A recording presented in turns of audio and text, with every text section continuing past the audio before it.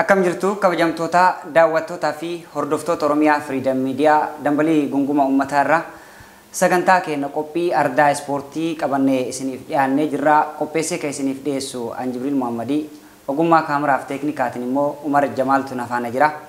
Hanga xumura sagantaa keenyaatti nu hordofaa isiniin jenna.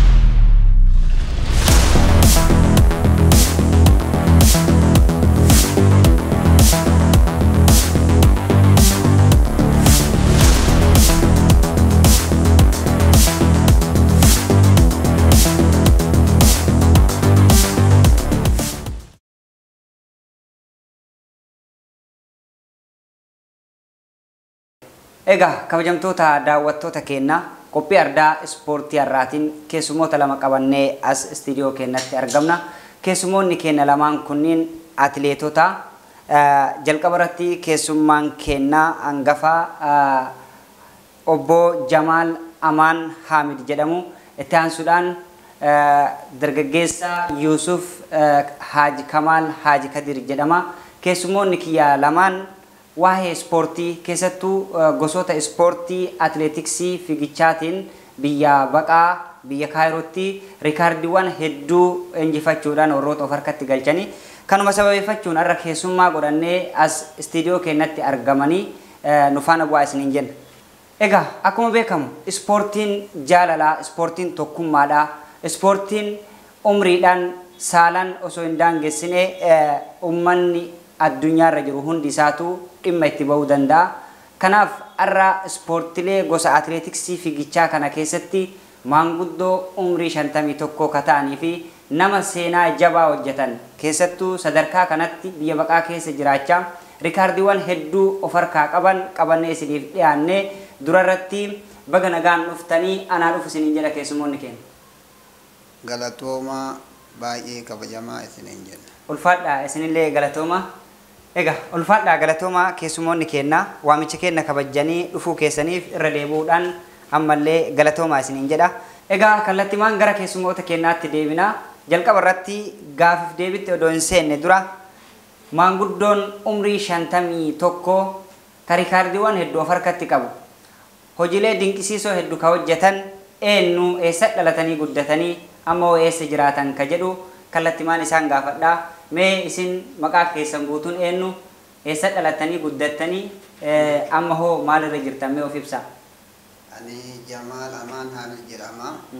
Bakki dhaloota kiyyaa Oromiyaa keessa ganda Loodee jedhamu keessatti Arsii. Ammaa fi kan jiru ganda Goondee jedhama. Iddoon itti dhalattan? Itti dhalattee Goondee jedhama. Gosatti Loodeedha. Aanaa Loodee fi Heexosaa ganda Goondeetti dhalatanii guddattan Oromiyaa keessa Arsiidha. Maashaallah ulfaadha. Mee gama obboleessa keenyaatti dabarraa Yusuf ati hoo eessa dhalattee guddattee amma hoo eessa jiraatta maalirra jirta? Maqaan kiyyaa Yusuf Haji Kamaal Haji Kadir jedhama. Iddoon dhaloonni kiyyaa godina Arsii aanaa Sirkaati. Isinumatti deebi'aa. Mee umrii tanaan fiigicharra jirtu isin barakam ispoortii eegaltan yookaan fiigicha eegaltanii akkamiin eegaltan maaltu gara ispoortii kanatti isin kakaase? Wanni gara ispoortii kanatti na kakaase dhikkoo rakkina qaama dhukkubbii adda addaa doktoroota adda addaa deemee doktoroonni opereeshinii naan jedhee jennaani hiriyoota kiyyaa Lammi Moosisaa ka jedhanii fi mucaan kiyya Umar Jamaal ka jedhamu ispoortii hojjedhu ispoortii kanarratti fooyyee jira ka jedhan jarri kun itti na kakaase haa galatoomanii bara 2022 ji'a 8ffaa gaafa 13 barri an jalqabe ispoortii jechuudha. Maashaallah bara 2022. Maashaallah 8ffaa gaafa 13. Wanti sababaa isinii ta'e isin kakaasee fayyaa dhabuu keessanirraa jechuudha. Manna yaalallee deemtanii manni yaalallee akka baqaqsanii yaalamuu barbaadan isinitti himuudhaan achi booda maal gootan? Fiiguu eegaltanii? Achi booda fiiguu eegalee rakkinni suni narraa badaa deeme alhamdulillah amma nagattanii waan biroo keessaa gaweessa deemne jechuudha. maashaallah mee isinumatti deebi'a maatii horattanii maatii meeqa qabdanii ammoo maalirra jirtan maatiin keessanoo maalirra jira Ammaani maatii ijoollee 4 qaba. maashaallah Kan jiru magaalaa Kaayiroo keessa. Jireenya haaluma baqataan itti jiru keessa jiraanna jechuudha. Akkuma baqataan itti jiraanna. Ispoortii cinaatti hojii qabdanii? Egaa hojii jireenya kenna oofataa tumaanii kanallee oofaa jira. Maatiin keessanoo maashaallah ijoollee 4 qabaa jettanii jirtu. Mee umrii hagamii maalirra jiranii barnootarra jiranmoo hojii qabanmoo sadarkaa isaan irra jiran akkamiin jiraachisuu dandeettan biyya baqaa kana keessatti maatii horachuun ni ulfaata. Isin san birattuu hojiillee hojjechaa fiigichallee fiigaa maatillee barsiifataa irra jirtanii mee haala kamiin jireenya tana to'achuu dandeessan? Wallahi yoo haala jireenyaa kana laalle haalli jireenyaa ni ulfaata dhuguma. Garuu ijoolleen amma kutaa 12 kasila barana fatanaa taa'u rakkinna Suudaanii keessatti argame saniin jalaa dabarfamee jira. Tuuwwan illee takka kifilii 9 jirti barana. Tokko kifilii 5, tokko kifilii 3 jira. Maashaallah. Asuma biyyuma baqaa keessatti baratan? Biyyuma baqaa keessatti baratan. Hunda isaanuu kaffaltiidha moo mootummaatu kafalaaf moo mana barnootaa kana akkamitti barachuu danda'a? Keessi kiyya keessaa kaffala. Ofii baastanii kaffaltan? Ofii baasee kaffala. Maashaallah ulfaadhaa galatoomaa dhugaa dubbachuu fi biyya baqaa keessatti maatii 4 kaffaltii kafalanii barsiisaa akkasuma ofiifis tattaaffachaa jireenya mo'achuudhaaf halkanii guyyaa fiigaa nama hedduuf fakkeenya ta'uu danda'u.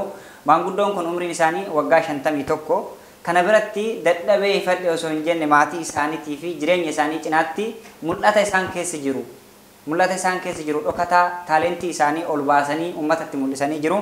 Mee seenaa isaanii bal'inaan bifa barruutiin ka qophaa'ee dhageeffannee walitti deebina. Sirriitti ka isaan ibsuu danda'u jamaaleennu akka ta'e riikaardiiwwan isaan hojjetanii hagammaatti of harkaa qaban dhageeffannee walitti haa deebinu.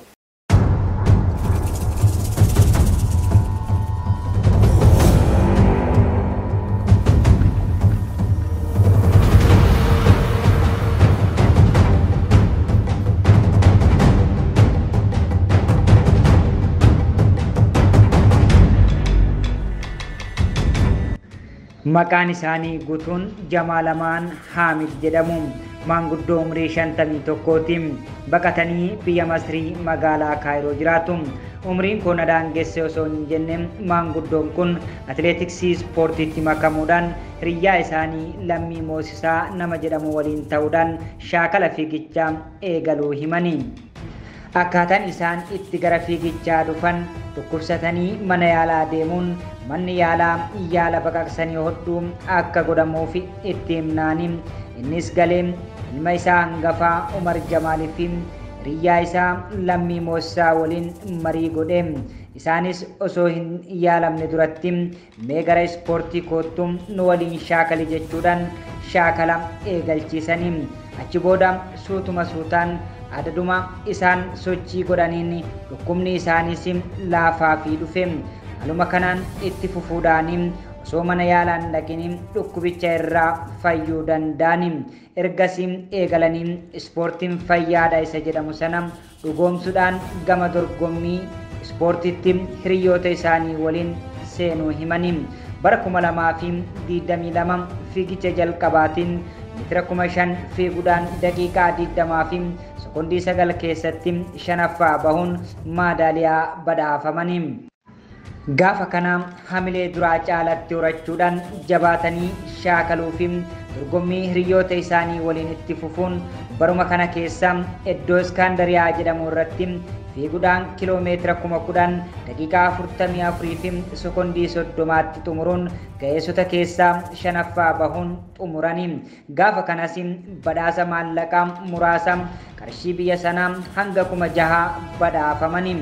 Ammas ittuma fufuun kiloomeetira 5,000 daqiiqaa 19 keessatti xumuruudhaan iddoo Banaahaa jedhamutti tokkoffaa bahuudhaan badhaasa bilbila ismaartii ta'e tokkoo fi korojoo yookaan immoo shaanxaa badhaafamanii. Bara 2023 keessa maanguddoon kun dorgommii atileetiksii namoota 30,000 hirmaachise iddoo Boorsaayid jedhamu irratti fiiguun ga'eessota keessaa tokkoffaa bahuun maadaaliyaa badhaafamanii. Baruma kana keessa ammas meetira 5,000 fiiguudhaan ga'eessota keessaa shanaffaa bahuun maadaaliyaa badhaafamanii.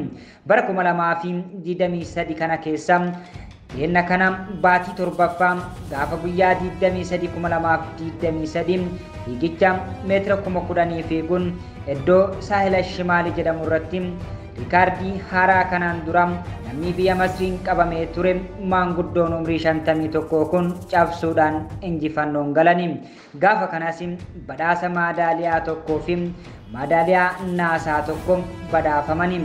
Kana malees maanguddoon kun fiigicha gaggabaaboo hedduu irratti hirmaachuudhaan nama riikaardiiwwan hedduu of harkaa qabanidha. Isaanis eenyu yoo jedhaman Jamaal Amaan Haamid jedhamu. Okay, mee isinumatti deebi'a. Erga ispoortii eegaltanii iddoolee kam kamitti fiigdanii maraatoonii kiiloomeetira meeqa bara meeqa riikaardiidhaan of harkaa qabdan akkuma seenaa keessan qorannee amma dhagaa turre waa baay'ee hojjettanii jirtanii fiigicha kiiloomeetira 5,000 fiiguudhaan daqiiqaa 20 keessatti riikaardiiwwan hedduu cabsuun badhaasaalee garaagaraa magaalota biyya Ijipti magaalaa Kaayiroo kana keessatti magaalota gosa garaagaraa akka Iskandariyaa akka Banii akkasuma immoo Shurur magaalota hedduu keessatti fiigdanii jirtu. Mee maaltu isin mudatee badhaasaalee akkamii fudhattanii jirtu? Isinumarraa dhageenya. Wanni kun akkuma ilma namaa tokko waan jalqabde tokko itti fufta. Deemaa yoo oolte bakka tokko ga'uun hin oolamu. Sirbaa bayanii bonuma dho'ifatanii jedhanii achi dheetu fiiguun hin oolamu hin fiina. Yoo fiine rabbiin humna nutti dabaleeti waan kana bira ga'uu dandeenye. Bara 2022 keessa fiigicha meetira 5,000 meeqaffaa baatan? Daqiiqaa meeqa fiigdan? Daqiiqaa 18 fi daqiiqaa 19 sekondii 30. Meeqaffaa baatan? Shanaffaa baatan. Ga'eessota irraa immoo walumaa galatti? Walii galatti. Maashaallah. Badhaasa argattanii turtan? Madaaliyaa. Sammalee.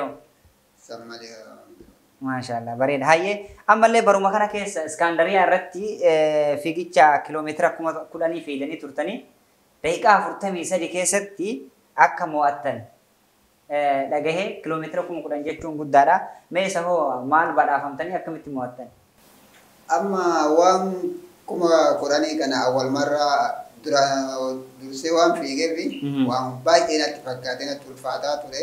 Sodaatallee bishaan daarii waan ta'eef wanni kun baay'ee sodaataa fiigaa ture.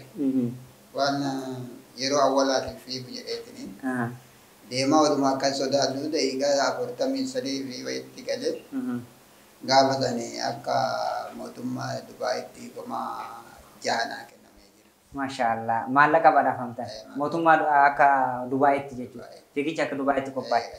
Hedduu bareeda waan namatti tolu. Ammallee baruma kana keessa kiiloomeetira 5,000 fiiguudhaan daqiiqaa 19 keessatti tokkoffaa baatan. Banahaadha. Iddoo Banahaa jedhama. Banahaa jedhamutti. Hayyee. Tokkoffaa bahuun gaafa mobaayilaa meeshaan adda addaa naa kennamee ture. Gaafa sanatti gaafatamaa biyya kana akka ispoortii fi maalii ka jedhan walii galaa kanaan naga baase. Gaafa san seenaaf waan dubbatame keessa wanni ijoollee ta'een asirraa laalaa baraa jedhee dubbate namtichi viidiyoon suniin jira.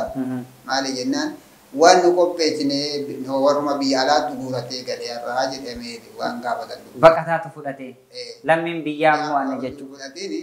Lammiin biyya ammaatti guuratee kanaaf asirraa laalaa baraa jedhee dubbate itti gaafatamaan ispoortii. Bareeda waan ajaa'ibaati. Bara 2023 keessa illee kiiloomeetira 5,000 ga'eessota keessaa fiiguudhaan tokkoffaa baatan. Akkamitti mo'achuu dandeessan? Isa ka namni ka humni kun namni deemaa jira. Nu ka deemnu ka malaan deemna. Namni kun humna yeroo tokkoof gallakkisee dadhabsiisa nu suuta itti ba'uu dandeemaa. Itti baadan. Bakka san keenya. Ulfaadhaa galatoomaa seenaa keessan lakkoofnee hin fixnu mataa irraa kaasaa jirra.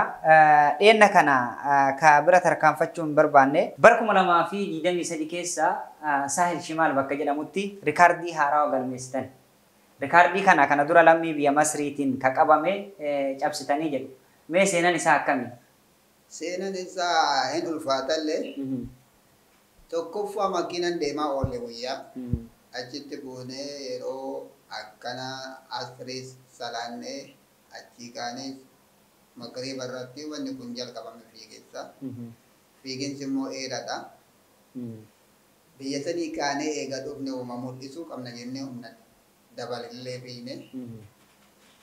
Yeroo sanitti daqiiqaa 33 fi sekondii 49 galee. Akka ga'eessotaatitti tokkoffaa baatanii akka waliigalaatti jaaffaa baatan. Maashaallah.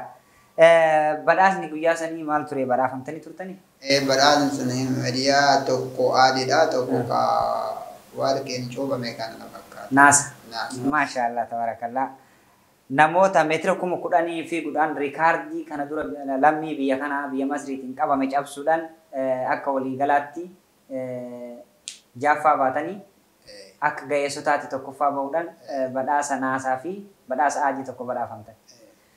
Federeeshinii Atileetiksii Ispoortii keessatti isin kana dura hirmaattanii jirtanii akka Oromiyaatti ta'e akka Itoophiyaatti umrii xiqqeenna ta'u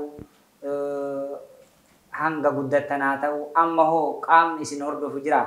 Gurmaa'insi kun akkamiin dhufee akkamiin atileetii kanatti hirmaachuu eegaltan? Wanni akkanatti illee yaadne tanaan durallee waan dalagee qabu hin fiiga jedhallee yaadne wanni fiiginsa kanatti na galche gorsa lammiitii fi gorsa umartuu waan kanatti na galche dhukkuba waliin jechuudha. Hiriyaa keessan Lammii Moosisaa atileetiidha. Carraan har'a godhee nu wajjin hin hirmaanne gaafiif deebiidhaaf beellama qabneefi turre rakkoo teeknikaa tokko tokkoof nu biraa hafe innis gamanuma naa galatoomu. Akkasuma ilma keessan kan gafaa umartuu gorsa kana isinii kenne malee isin kana dura qaamni isin ijaaree fiigicha kanatti hirmaadhaa isiniin jedhe walumaa galatti hin jiru jechuudha. Qaamni ammallee isin hordofu hin jiru. Qaamni amma nu hordofu akka ofii keenyaa kafaltii kaballee fi leenjisaa Suudaanii tokko bitannee inni nu leenjisa. Maallaqa keessan baaftanii leenjisaa mindeeffatanii isaan leenjisaa jirtan. Baay'ee bareeda. Kuni namaa fi fakkeenya guddaadha jedhee yaada. Namni sadarkaa kanatti dandeettii isaa mul'ifachuudhaaf dadhabuun waan eenyuma keessa jiru keessattuu fayyaa ofiitiif ispoortiin jabina qaama keenyatiifis barbaachisaadha. Gama kanaan namni waa baay'ee isinirraa barata jedha ulfaadhaa galatoomaa. Mee ergaan isin uummataaf qabdan asumarratti isin nama fakkeenya nama hundaa ta'u kallattii hundaanuu gama jireenyatiinis ta'ee karaa hawaasummaatiinis karaa ispoortiitiin keessattuu ergaan isin hawaasa bal'aa qabdan uummata Oromoo bal'aaf qabdan maali? Ani wanni qabuuf waa baay'eedha. Namni dhukkubsanne jedhee taa'ee yaadee cinqamurra cinqillee namarraa battee biyya baqaati yoo achi dhaqanii sammuun nama haaromti. Jaalala sammuun kee sammuu gaarii sii ta'a qaamni kee qaama gaarii sii ta'a. Yaadnummaan rakkinaa hundi sirraa badee waan kana jalqabde. Waan biroo yaaddu waan kana malee. Kanaafuu waan kanatti umriillee saalallee hin barbaachisu. Waan kanatti bobba'anii dalaguun baay'ee gaariidha jedhanii. Ulfaadha galatoomaa uummataafis anaafis hunda kennaafuu fakkeenya guddaadha kun akka nama tokkotti akka lammii biyya baqaa jiraatu tokko keessatti jireenyi biyya baqaa baay'ee ulfaatti hadhaa baay'ee qabdi. Hadhaa kana dhandhamtanii hundi keessanuu uummataafis fakkeenya taatanii jabina qaama keessaniifis haala kanaan mul'achuu keessaniif uummanni Oromoo bal'aan akka isinirraa gammaduuf akka fakkeenya isin godhatu abdii guddaa qaba. Asumarratti gamuma kanaan qaamni atileetiksii ispoortii addunyaarra jiru keessattuu biyya keessas ta'ee biyyoota biraa jiran hiree bal'aa akka isin saaqanii kana caalaa kana daran maqaa biyya keenyaa akka ol qabdan tattaaffii dhuunfaan kaataniin yeroo baay'ee alaabaa biyya keenyaa ol qabdanii mul'isuu irratti maqaa biyya keenyaa dhoofsisuu irratti shoora olaanaadha. Nama hubateef qoonni isin taphattan kun salphaa fakkaachuu danda'a. Ummata Oromoo bal'aa biratti eenyummaa keenya calanqisiisaa kan jiru biyya baqaa keessatti dhaloota akkanaati. Kanaaf jajjabeeffamuu qabu, cinaa dhaabbatuu qabu, dhimma ispoortii irratti qaamni hojjetu keessattuu biyyoota gurguddataa warroonni jiran akka jara kana nu mil'attan quba qabaattan isinitti dhaammanna. Egaa keessummaan keenya kan itti aanu Yuusufi. Yuusufis nama ispoortii atileetii keessatti hirmaatu rikaardilee hedduu of harkaa qabu dargaggeessa umrii 27ti. Yusufoo mee osoo gama gaafiif deebii kennatti hin ceene Yusuf eenyu eessa dhalattee guddattee iddoon dhaloota keetii eessa maatii horattee qabdaa amma eessa jiraata bal'inaan mee uummata keenya afaanuma keetti irraa dhaganii of barsiisme. Yusufaanuma maqaan kiyya Yusufaa Hajji Kamaal Hajji Kadir jedhama. Iddoon dhaloonni kiyya godina Arsii Aanaa Sirkaati. Arsii Aanaa Sirkaa. Aanaa Sirkaa. Arsiin danda'amaan jiru akkam? Atileetonni achi keessaa burqaa, aktiivistoonni achi keessaa burqaa, maashaallah ayyeen. Mee bara kam eegalte ati ispoortii kana eessatti eegalte? Wallahi dhugaa dubbachuuf 2022 eegale isaan wajjin. Biyya tokko eegale isaan wajjin jechuudha. 2022. Isaanuma waliin eegalte? Wajjin eegale. Maashaallah. Mee maatii horattee qabdaati? Maatii horadhee qaba. Amma maatii biraan qaba. Okay. Kophaa jirta jechuudha. Kophaa jira. Kanaaf akkatti fiigichatti hojjette. Maashaallah. Rikaardiiwwan hedduu of harkaa qabda. Rikaardii hedduu bara 2022 irraa eegalee Jamaalii wajjin manguddoo keenya dabalatee akkasuma Lammii Moossaa dabalatee Yusufis miseensa garee kanaati. Akkuma duratti isaan nu kaasaa turan rikaardiiwwan jajjaboo isaanii waliin ta'uudhaan nama cabse. Maashaallah waa baay'ee hojjettanii jirtanii. Okay, bara 2022 akkuma eegalte fiigicha gaafa jalqaba eessarratti fiigdee meeqaffaa baate? Madiinatti shuruuqitti fiige ani fiigichi kunuyyuu anaaf haaraadha. Awwal marraa fiigicha anaaf haaraa fiigicha awwal marraa fiige jechuudha. Shanaffaatti maddabamee kun gara 10 gore hangara shanaffaa gore jechuudha. Jamaalii wajjin. Ana akkatti tokkoffaa qabadde jechuudha. Maashaallah tokkoffaa baate. Badhaasa argattee turte? Badhaasa argadde meedaaliyaa argadde. Meedaaliyaa badhaafamte. Bara 2022 ammallee isaanuma wajji Aleksaandariyaa irratti fiigdanii turtan. Meetira meeqa fiigdee meeqaffaa baate gaafas? Bara san meetira 10,000 fiigne. 10,000 fiigne. Meetira 10,000 fiigde. Meeqaffaa baate? 10,000 fiigee torbaffaa baate. Torbaffaa baate. Maashaallah badhaasa illee fudhatteerta. Badhaasa illee fudhatteera badhaasni maallaqa. Baruma kana keessa ammallee baruma 2022 keessa kiiloomeetira 5,000 fiiguun daqiiqaa 19 keessatti tokkoffaa baatee jedhama. Seenaa keetirraa akka dubbisnetti. Mee inni kun akkami? Inni illee akkasuma. Ayyee tokkoffaa baate. Tokkoffaa baate. Maashaallah. Bara 2022 keessa Aleksaandariyaa irratti daqiiqaa 44 fi sekondii 30 fiiguun kiiloomeetira 10,000 tokkoffaa baate. Torbaffaa baate. Torbaffaa baate. Maal badhaafamtee akkamitti fiigde? Chaalenjiin isaa maal fakkaata? Chaalenjiin isaa bareedaadha. Inni illee 10,000 sun anaaf haaraa. Awwal marraa sanillee. Ayyee. Ayyoo namni haasa'u waan baay'ee ulfaatu natti fakkaate. Yoo itti seennee ilaalu immoo salphaadha. Salphaadha. Injifachuu dandeetta. Maashaallah. Baruma 2022 keessa ammallee kiiloomeetira 5,000 fiiguudhaan afuraffaa baate. Isa hoo akkamiin mo'attee bu'aa ba'iin isaa maal fakkaata? Bu'aa ba'iin isaallee wallahi salphaadha garuu akka ilaalcha kiyyaatti baay'ee natti salphata jechuudha. Lammiilee biyya ambaa biyyoota garaagaraa wajjin fiigdamoo Masrii wajjin fiigdamoo Oromoo wajjin fiigdamoo akkamitti fiigdame? Lammiilee garaagaraa wajjin fiigna. Warra biyyaa fi warra biyya biraallee jira. Jara wajjin. Bareeda. Namni kun ammallee Yusuf maraatoonii hedduu irratti hirmaachuudhaan dargaggeessa waggaa 27ti. Maraatoonii garaagaraa fiiguudhaan injifannoo argattee jirta.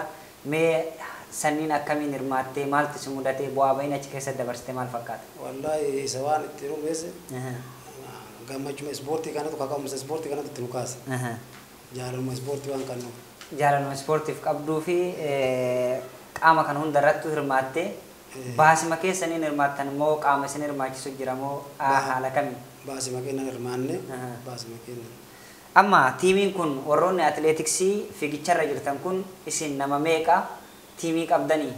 Maqaan tiimii keessanii hoo maal jedhama? Nuti akka Oromootitti nu nama 6. Nama 6. Ayyee. Lammii Moosisaa fi Amiin, Kuufaa Waariyoo, Jamaal Amaan, Yusuf jechuudha. Maashaallah. Jabaadha. Rabbi sinaa jabeessu. Oromoon illee akka isin cinaa dhaabatu abdii qaba. Mee kana duraatillee akkuma isaanii federeeshinii ispoortii atileetiksii ispoortii keessatti galmooytee yookaan qaamni seeraa si leenjisee si baase jira qaamni si hordofaa jiru jira. والله لقى دبتش في نمني قبنا قبون جرون أنا اللي أكو مثلا جران كاكا مسلم ميتين لمينا مرياكية يرو تكون ديما قبا فيجا بينو أنا بيرد أبتان أنجل أكان فيجا كيسنا بيرد أبتان أنجل قبا كوكان أنا تنتورون أنجل اسمه وجه فيجا وجما ديمنا إملالا وجما ديمنا إملالا ما دا أبتان أنجل يرو بري وجما فيجا يجو أكو مدن دتفيجا أنجل دوما Sawasani fi indi sawa nute ismu wajjin nije. Achuma keessa somafiido. Somafiido inni leen fiigaan akkama dhaabadheetum ismu wajjin jammare. Maashaallah akkasitti atleetiksii jabaa kana taatee baatee jechuudha. Maashaallah. Tokko beektaa sababa siitaa malee irra caalamu kanama qarqaaru rabbu. Ulfaadhu galatoomi Yusuf Kiyyaa gaafiif deebii na waliin gootee fi deebii na deebisteef hedduu galatoomi. Mee xumura irratti ergaan isin Oromiyaa Freedom Media qabdan dhaabbata miidiyaa kennaa kanaaf qabdan hanqinaa fi cimina kennaa kan nutti himtanii fi kan gorsitan yoo jiraate. Wallahi ciminni baay'ee jira. Nama kanaaf taanii waan kana duuku bu'anii hordofanii waan kana dalaganii sirnaan gadi baasuun baay'ee ciminna guddaadha jedhee fudha. Garuu bakka inni rakkinni jiru bara kana waa hedduu irratti deema.